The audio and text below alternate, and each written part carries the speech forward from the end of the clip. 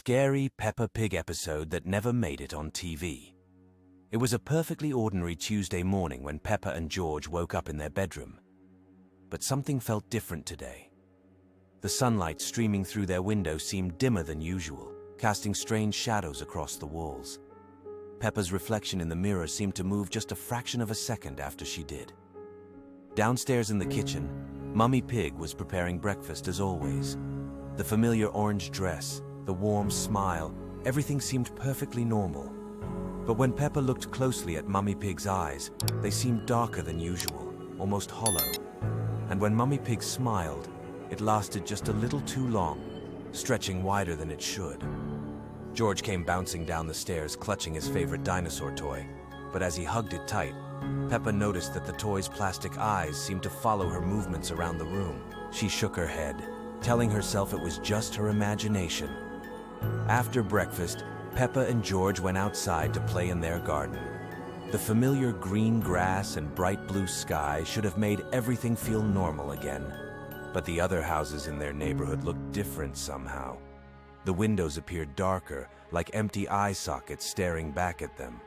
When Susie Sheep arrived to play, Peppa felt relieved to see her best friend. But as they played their favorite games, Peppa noticed that Susie's laughter echoed strangely, lasting longer than it should. And when Susie turned her head, her movements seemed too quick, too jerky, like a broken toy. As the day progressed, more friends arrived to play. Pedro Pony, Rebecca Rabbit, and Candy Cat all seemed normal at first glance, but each of them had something slightly wrong. Pedro's eyes never seemed to blink. Rebecca's ears twitched in patterns that didn't match any sound, and Candy Cat's purring continued even when she was speaking. The children decided to play hide-and-seek in Peppa's house. As they scattered to find hiding places, Peppa noticed that their footsteps echoed differently than usual, as if the house itself had changed shape. The familiar rooms seemed longer, and doors appeared in places where walls used to be. When it was Peppa's turn to seek, she began counting to 10. But as she counted, she heard other voices joining in, voices that sounded exactly like hers, but came from empty rooms. The counting grew louder and more distorted with each number, until it became a chorus of Peppa's voice echoing throughout the house. As evening approached, Peppa and George sat in their living room with Mummy and Daddy Pig. The familiar purple sofa and green walls should have felt comforting, but the shadows in the corners seemed to move independently. And when the family spoke, their voices seemed to come from slightly behind them. That night, as Peppa lay in her bed, she could hear George breathing in the bed next to hers. But the breathing seemed too rhythmic, too perfect, like a recording playing on repeat. And when she looked toward his bed in the darkness, she could see two small points of light where his eyes should be, glowing softly in the dark. Peppa closed her eyes tight and tried to sleep, but she could feel that something fundamental had changed in their world. Everything looked the same, everyone acted the same, but nothing was quite right anymore. Peppa Pig. The drawing that wasn't hers. It all started on an ordinary Sunday morning. The sun had just begun to filter through the curtains, and the room was quiet. Peppa stretched, jumped out of bed, and, as always, walked to her desk. She wanted to draw something for school, but there was already a sheet of paper on the table, perfectly drawn. In the center, the kitchen. She was standing there. George sat at the table. Daddy Pig was pouring tea. Mummy Pig was holding toast in her hoof. Everything looked familiar until one detail. A broken teacup lay on the floor, clearly drawn, with shards, even a drop of tea nearby. "I didn't draw this," whispered Peppa. She glanced around. George was still asleep. Her colored pencils were neatly packed in their box. The paper was clean, unwrinkled. No one could have faked her style, but the handwriting, it felt strangely familiar. At breakfast, she said nothing. She just remembered the scene. And everything happened exactly the same. Daddy Pig's exact words, "The morning starts with tea." Mummy's same smile, and the teacup slipping and shattering on the floor, just like in the drawing. "Coincidence," she mumbled, but her heart beat faster. The next morning, Another page. It was already waiting on her desk. The scene, a walk in the yard, George with his ball, she had her kite, and in the background, a puddle she was about to fall into. She tried to avoid it, but everything happened just as in the drawing. Even George's shout was the same. The third drawing was worse. Their bedroom, nighttime, and next to George's bed, a figure, dark, vague, just a silhouette, sketched in soft pencil. Peppa stared at it for a long time. She wanted to tear it up, but her hand wouldn't move. "Who's doing this?" she asked the mirror. "Who's drawing?" That night, she couldn't sleep. She listened to every sound. At 2 a.m., George moaned. She got up, walked over, and saw a shadow at the door, exactly like the one in the drawing. It vanished the moment she blinked. This can't be real. Each day, the drawings got darker. One showed her standing alone, her family behind her, all with empty eyes, and above them, a message. "You didn't notice, but they've changed." She tried hiding the drawings, in a drawer, under the bed, even in the storage room. But every morning, a new sheet was on the table, always fresh, as if someone placed it there during the night. On the 7th day, she woke up early, waited, lay with her eyes closed, pretending to sleep, and heard it. The soft rustle of paper, a faint wooden creak. Someone was in the room, someone breathing quietly. She opened her eyes. No one there, just the new drawing. In it, herself, sitting at the desk, reading the very drawing she was holding. And behind her, a hand, long, drawn in black chalk. She was turning her head, and the drawing ended there. The final line trembled, as if the artist had been interrupted. Since then, Peppa can't sleep soundly. She's afraid not just of tomorrow morning, but of the one who already knows it, the one drawing her life, step by step, and coming closer, because the last drawing she saw was blank, just one silhouette, faceless, with a message below. "Your turn to draw." Scary Peppa Pig episode that never made it on TV. It was a rainy Saturday morning when Peppa and her family decided to visit Grandpa Pig's old attic to look for forgotten treasures. The wooden stairs creaked ominously as they climbed up, and the air grew thick with dust and something else, something that made their skin crawl. Grandpa Pig had warned them about the old music box he kept up there, the one that played by itself sometimes. But Peppa, being curious as always, immediately spotted the ornate golden box sitting alone on a dusty shelf. When she opened it, a haunting melody began to play, and a tiny ballerina started spinning inside. The melody was beautiful at first, but as it continued, the notes became distorted and wrong. The ballerina's painted smile seemed to grow wider with each turn, and her tiny porcelain eyes appeared to follow Peppa around the room. George tried to close the box, but it wouldn't shut. The lid seemed to be stuck open by invisible hands. As the music played, the family noticed that their reflections in the old mirrors scattered around the attic were moving differently than they were. Mirror Peppa was dancing to the twisted melody, while Mirror George was crying tears that looked like black ink. Mirror Mummy and Mirror Daddy were reaching out from behind the glass, their mouths moving as if trying to warn them about something terrible. The temperature in the attic began to drop rapidly, and their breath became visible in the suddenly frigid air. The music box melody grew louder and more chaotic, and other objects in the attic started moving on their own. Old photographs fell from their frames, revealing blank faces where family members should have been.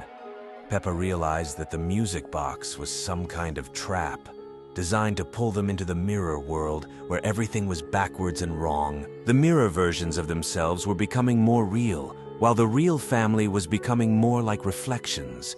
They had to escape before they became permanently trapped in the glass.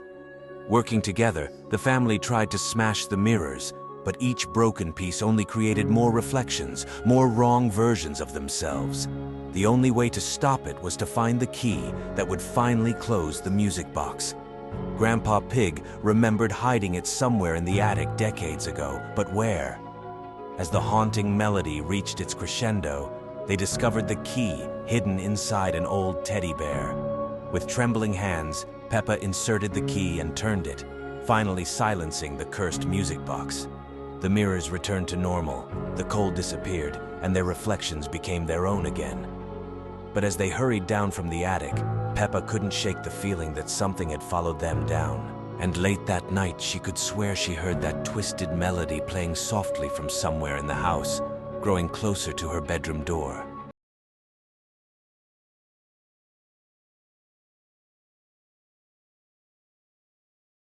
The scary Peppa Pig episode that never aired on TV late evening at the Pig family house, unusual silence reigned. Mummy Pig finished washing dishes and turned off the light, while Daddy Pig slept in his chair. Peppa and George prepared for bed in their bedroom with the purple bunk bed. George climbed onto the bottom bunk with his dinosaur, while Peppa climbed to the top. But tonight, something was wrong. The bed made strange creaking sounds. Every time Peppa turned, the metal parts creaked eerily. Mummy Pig wished good night and turned off the light. As the room plunged into semi-darkness, the bed began rocking by itself. Peppa felt her bed slowly swaying, as if an invisible hand pushed it. George noticed the movement too. His bed rocked in the opposite direction. The children looked at each other fearfully, deciding it was wind. They tried sleeping, but the swaying continued. At midnight, Peppa was awakened by quiet whispers. "Peppa, Peppa." The voice came from below, but wasn't George's. Peppa looked down. George slept soundly, hugging his dinosaur. The whisper repeated near her ear. "Peppa, come down." She woke George. The boy heard the voice calling him. "George, come up." The children realized something terrible was happening. The voice grew insistent. The bed rocked harder. The ladder began moving by itself, inviting George to climb. Peppa and George huddled together in terror. Strange sounds came from dark corners, grinding, whispering, quiet laughter. Suddenly the bed stopped abruptly. Deathly silence fell. Seconds later they heard footsteps in the corridor. The door creaked open. A dark figure appeared, too tall and thin. It entered and approached the bed. The figure extended a long arm toward the ladder and shook the bed. Switch places. In the Pig family's house stood an old radio that Grandpa Pig had given them many years ago. It was wooden, with large round knobs and a cracked case. Usually the radio was silent, sitting on the shelf in the living room as decoration. But one evening, when the whole family gathered for dinner, quiet sounds came from the radio. At first it was just noise, like interference between stations. Daddy Pig approached the radio and turned the knobs, but the sound didn't disappear. On the contrary, it became clearer. Mummy Pig suggested turning off the radio, but when Daddy Pig pressed the button, nothing happened. The radio continued to make strange sounds, even though it was turned off. Peppa and George approached curiously. Voices were now coming from the radio. They were quiet, barely distinguishable, but gradually became louder. The voices spoke in an unfamiliar language that no one in the family understood. The words sounded ancient and ominous, like spells from old fairy tales. Suddenly, one of the voices spoke in English. It was childlike, but there was a strange wisdom in it. The voice said, "We have waited so long. We want to play. We want to be part of your family." Peppa felt goosebumps run down her spine. George hid behind Mummy Pig. The voices became more insistent. They began calling the family members by name, as if they knew them personally. "Peppa, come to us. George, we know you can hear us. Mummy Pig, Daddy Pig, you cannot ignore us." The radio began to glow with a dim red light, even though it had no bulbs. Daddy Pig tried to unplug the radio from the outlet, but the cord seemed to have grown into the wall. He pulled with all his strength, but nothing worked. The voices laughed, and their laughter echoed throughout the house. They said, "You cannot stop us. We are already here. We have always been here." Peppa noticed that her reflection in the TV screen began moving independently of her. It waved In the Pig family's house stood an old radio that Grandpa Pig had given them many years ago. It was wooden, with large round knobs and a cracked case. Usually the radio was silent, sitting on the shelf in the living room as decoration. But one evening, when the whole family gathered for dinner, quiet sounds came from the radio. At first, it was just noise, like interference between stations. Daddy Pig approached the radio and turned the knobs, but the sound didn't disappear. On the contrary, it became clearer. Mummy Pig suggested turning off the radio, but when Daddy Pig pressed the button, nothing happened. The radio continued to make strange sounds, even though it was turned off. Peppa and George approached curiously. Voices were now coming from the radio. They were quiet, barely distinguishable, but gradually became louder. The voices spoke in an unfamiliar language that no one in the family understood. The words sounded ancient and ominous, like spells from old fairy tales. Suddenly, one of the voices spoke in English. It was childlike, but there was a strange wisdom in it. The voice said, "We have waited so long. We want to play. We want to be part of your family." Peppa felt goosebumps run down her spine. George hid behind Mummy Pig. The voices became more insistent. They began calling the family members by name, as if they knew them personally. "Peppa, come to us. George, we know you can hear us. Mummy Pig, Daddy Pig, you cannot ignore us." The radio began to glow with a dim red light, even though it had no bulbs. Daddy Pig tried to unplug the radio from the outlet, but the cord seemed to have grown into the wall. He pulled with all his strength, but nothing worked. The voices laughed, and their laughter echoed throughout the house. They said, "You cannot stop us. We are already here. We have always been here." Peppa noticed that her reflection in the TV screen began moving independently of her. It waved and smiled, even though Peppa herself stood motionless. George saw his shadow on the wall begin to dance, even though he wasn't moving. The voices from the radio grew louder, filling the entire house. Suddenly, everything went quiet. The radio fell silent. The red light went out. The family stood in silence, not daring to move. But when they looked at each other, they realized that something had changed. Their voices sounded different, as if new notes had appeared in them. And sometimes, when they spoke, it seemed that the words were not spoken by themselves. Since then, the radio never turned on again, but the family knew that the voices hadn't gone anywhere. They had simply found a new home. And now, when Peppa and George played, sometimes you could hear a quiet whisper coming from their lips. A whisper in that same unfamiliar language that once... The lost Peppa Pig episode that was never shown on TV. Today, Peppa and George are going to visit Granny and Grandpa Pig, but something has changed. The Pig family arrives at Granny Pig's house. Everything is covered in fog and the sun in the sky looks oddly dim. Mummy Pig says, "Peppa, behave yourself. Grandpa is a little tired." Peppa and George run into the yard. Granny Pig greets them at the door, but she looks pale and anxious. She whispers to Peppa, "Don't go into the shed, okay?" Peppa notices that Grandpa Pig doesn't come out to say hello like he always does. George, acting normal, plays with a toy tractor. Peppa hears a metallic sound coming from the shed. Curiosity gets the better of her. She opens the door and steps inside. Inside it's dark, lit only by a flickering lamp. Grandpa Pig sits facing the wall staring at it. Dozens of identical drawings are pinned there, pictures of Peppa with empty eyes. George with his mouth slit ear to ear. He slowly turns around. "You have grown up, and I stayed behind. Want to trade places?" Peppa runs out in panic. Granny Pig hides George behind her, her face soaked in tears. "He's not Grandpa anymore. He came back 2 months ago, but not from the hospital, from underground."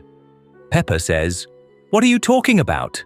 Granny Pig opens a drawer and pulls out an old newspaper. The headline reads, "Grandpa Pig found dead in garden. Strange burial, case closed. At that moment, the lights begin to flicker. The sound of a shovel scraping across the floor is heard. From the shadows, Grandpa Pig emerges. He silently points to the window. Outside in the garden, dozens of fresh holes, and one of them is still open. Peppa and George try to escape through the attic, but the house starts to change shape. The rooms twist and tangle. Words begin appearing on the walls. You promise to stay forever. Peppa sits on the floor holding George's hand. Grandpa approaches and sits beside them. This will be our garden, forever. We are the seeds. The camera slowly pulls back. The house now stands alone in a field surrounded by tiny gravestones with initials on them. The screen goes black. VHS noise. White text appears. This episode has been permanently removed from the archive. Do not attempt to retrieve it.